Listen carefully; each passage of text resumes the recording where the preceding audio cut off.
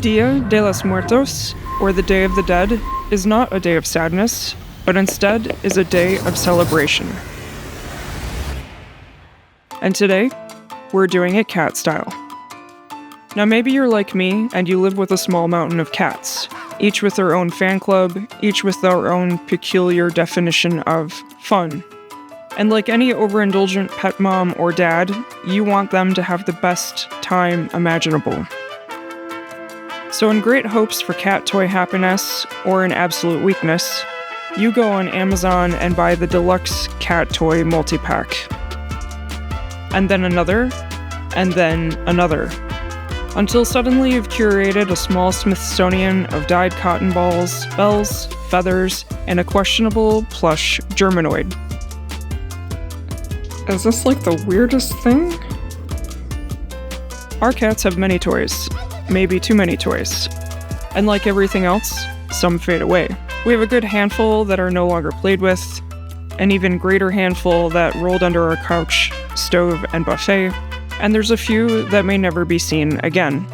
So today we honor them with a grand Meowtel twist, a Dia de los Muertos celebration for the toys.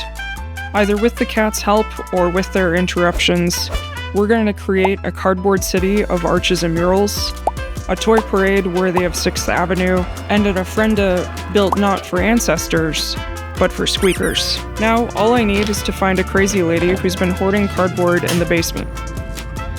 Haha! There's nothing like a good old-fashioned cardboard box to kick off a cat project. To Chris, these boxes probably seem like stacked, silent dust collectors, but I've actually been saving these for some bizarre cat project.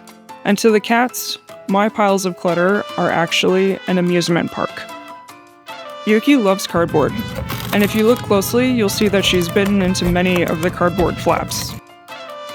Koko loves what he can't see, insisting he puts his wide bum-bum wherever it may or may not fit. And Sora loves sleeping, so she's gonna go do that instead. I measure, I cut, and we're on our way to building an amazing cardboard city. While Dia de Muertos includes so many festivities like decorations, lights, costumes, and parades, the heart of it all is the ofrenda, or altar. That's where families place photos and objects that remind them of loved ones.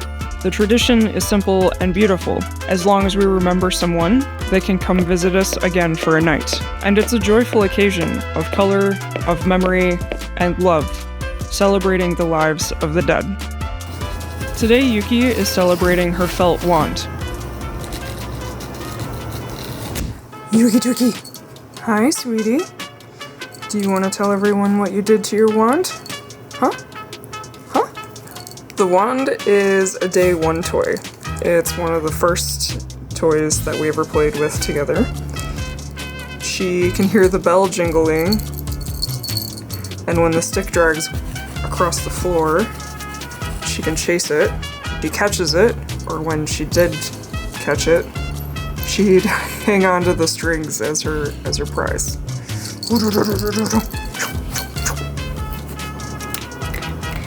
Good boy. Traditionally, families bake pan de muerto, which means bread of the dead. It's a sweet bread that's sometimes sugared or sugared with color, and it's meant to provide sustenance for the journey home.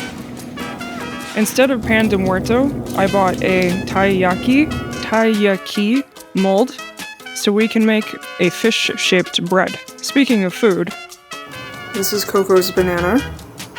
Coco's favorite toy is the banana. Hello! Hello!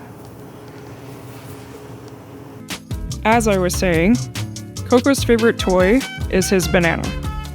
But today, he's going to be offering the classic ball of string. Are you ready to talk about your ball of string?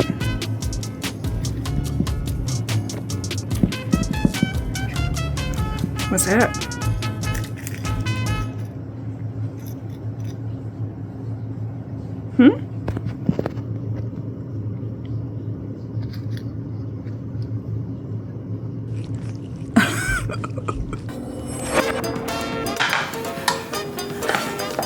Wow. These are beautiful. These are so pretty. Look at that. I've never done this before, so I'm actually gonna open one of these and make sure it's cooked all the way.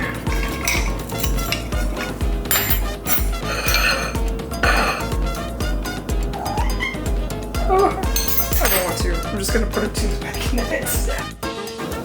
Sorry.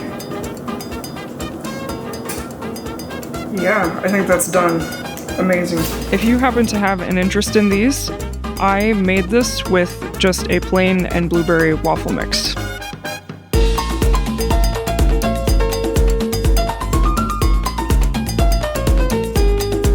Now, the ofrenda's glowing, and everything smells like waffles, so now it's time for the toy parade.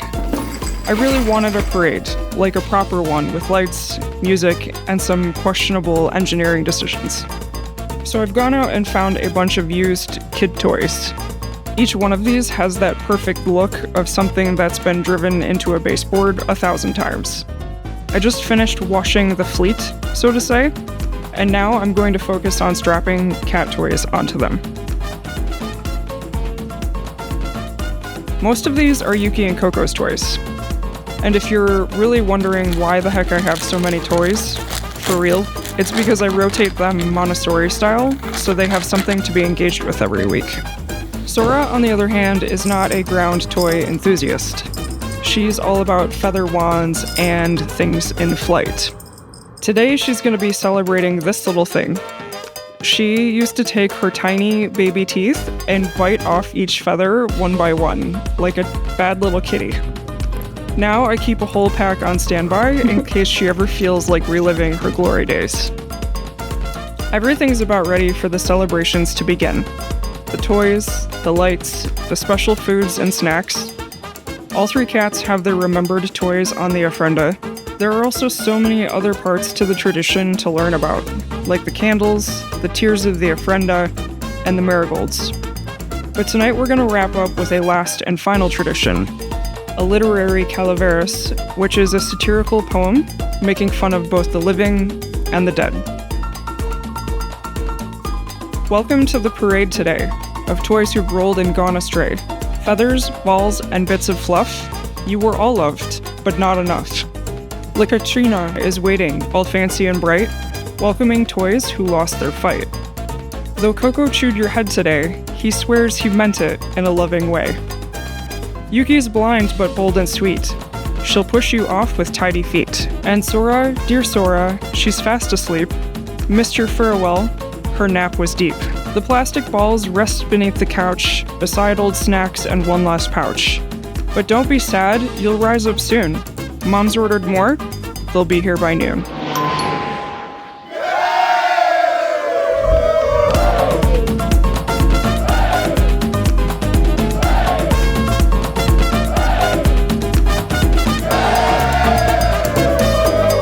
In loving honor of the great pets and beings who've come before us, and to all the toys who rolled too far under the couch and never returned. Happy Dia de Los Muertos.